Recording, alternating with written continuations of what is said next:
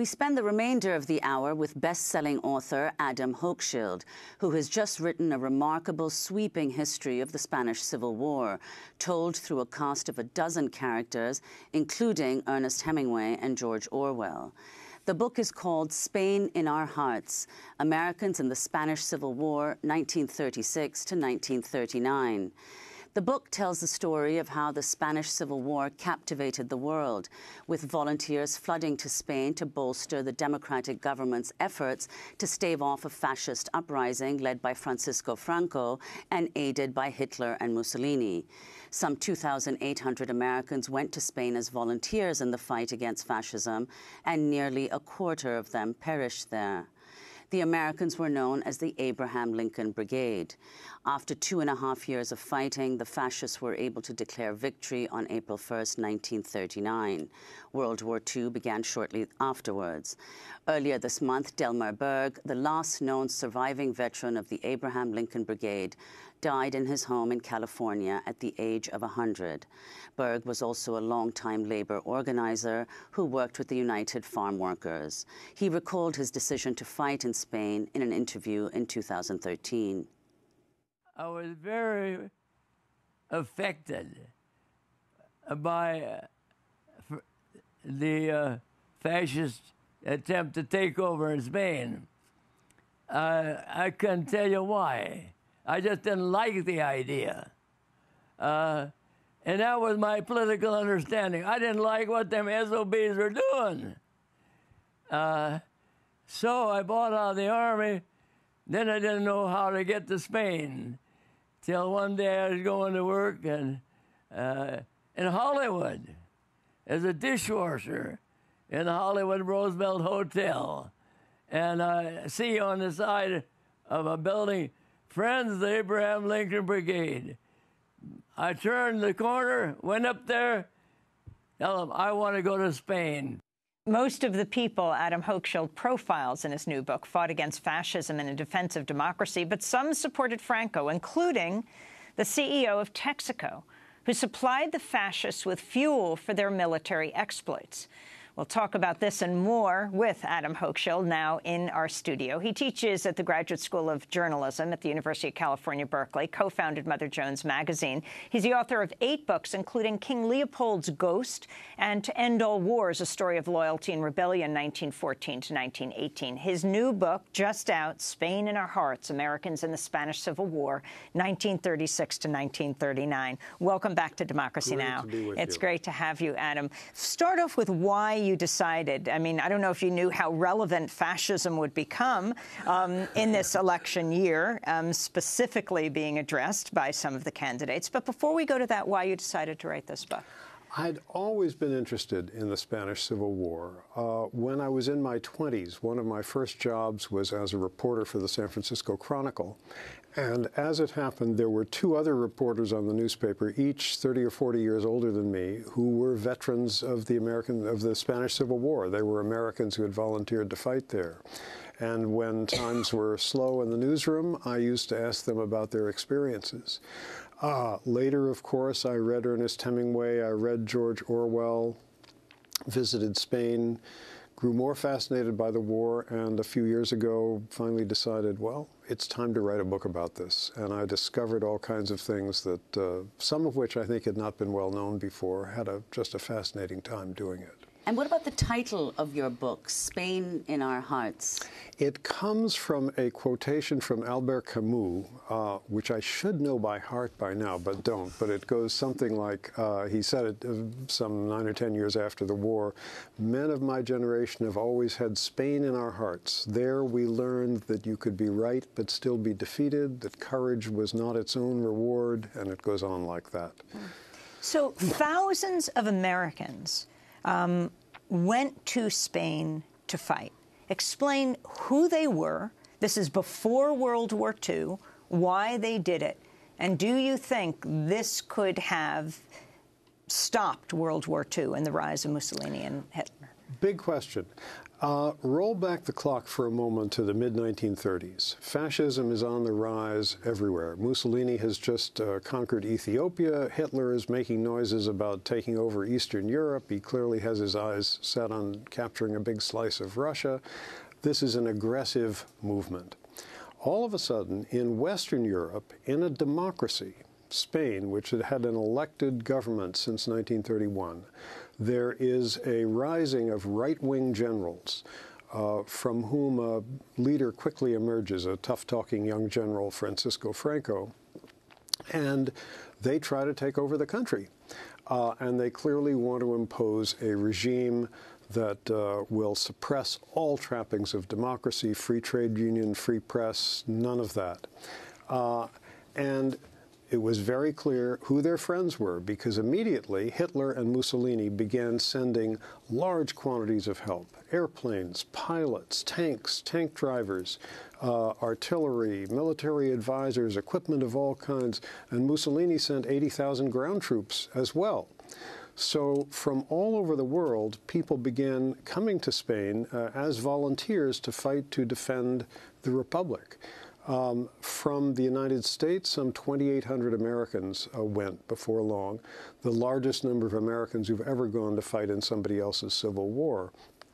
And I think they went, above all, because of the danger of fascism. One young New Yorker, Maury Colau, said later, for us, it was never about Franco, it was always about Hitler.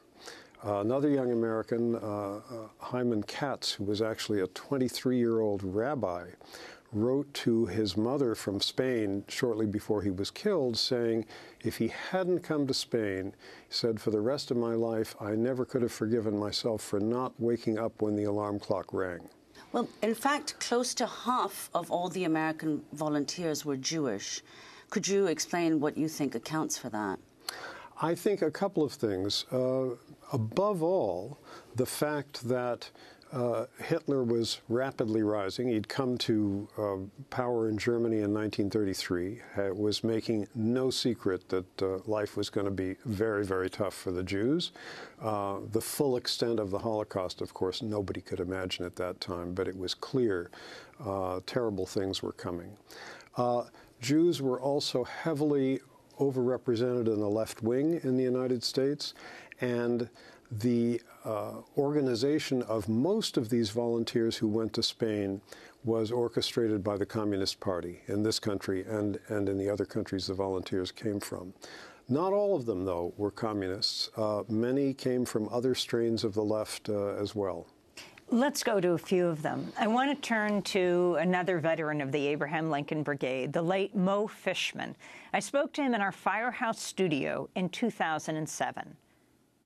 The International Brigade, of which we were a part, consisted of about 40 to 45,000 volunteers from 52 countries who came to the aid of the Spanish Republic, and I want to emphasize, came to the aid of. It was the Spanish Republic and their people who fought this war and deserved the major credit for the big fight that they put up, which gave the democracies a 2.5-year window of opportunity to change from a policy of appeasing fascism, led by Chamberlain of Britain and subscribed to by Roosevelt, to one of actively fighting fascism. If they had actively fought fascism in 1936-39, we would have stopped Hitler, and there would have been no World War II. How would you have stopped Hitler? This was Spain. This was Franco. How would you have stopped Hitler? Well, Hitler had been appeased they permitted him to rearm Germany, and it was done with the finances of both Britain and the United States. The financiers financed it on credit. They permitted Hitler to march into Austria. And then Spain came along, and they were letting him do as he felt in Spain with this policy of appeasement. If they'd have turned to fighting fascism and opposing what he was doing, Hitler would not have attempted a two-front war, which he was trying like mad to avoid. He would not have been armed as much as he became armed when he conquered one country after another and built a war machine that almost succeeded in conquering the world. And he would have been stopped. If there had been a conflict, and there might have been, he might have been rash enough to start something there, he would have had a two-front war to confront, and it would have been a minor kind of war. It would not have been World War II, where fascism almost won. And 60 million dead and destruction beyond compare, and there would have been no Holocaust if Hitler had been stopped in Spain in 1936-39.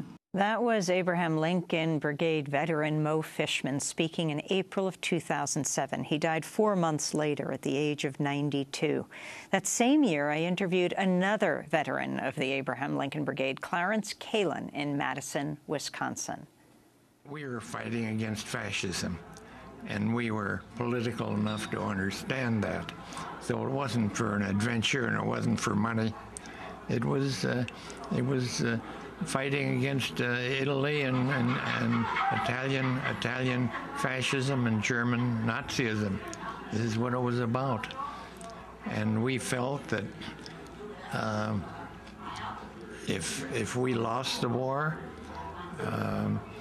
that World War II was pretty much inevitable, which is what happened. And it happened because Britain and France and the United States refused to give us any help at all, and so we fought barehanded at times. That was Clarence Kalin speaking in 2007. I talked to him in Madison, Wisconsin. He died 2 years later at the age of 95. Adam Hochschild. A moving story about Clarence Kalin. When he enlisted to fight in Spain, he went to Spain together with a schoolmate of his from Wisconsin, a man named John Cookson. Cookson, who was a physics instructor at the University of Wisconsin, was killed, one of the last Americans killed in Spain in the late summer of 1938, and was buried there. And Cookson's grave is the only known grave of an international volunteer in Spain that survived destruction under Franco and his nationalists during the long period of Franco's rule. It was hidden by Spanish villagers behind some bushes in a little town called Marsa. It was moved at one point, so I'm not sure the gravestone is actually where the body is right now, but it was kept, tended, flowers put there, carefully hidden for decades afterwards. Clarence Kalin went back several times in later years to visit his friend's grave and asked that when he died, he be buried next to it. So today you can find these two gravestones side by side. When Clarence talked about John Cookson, he wept.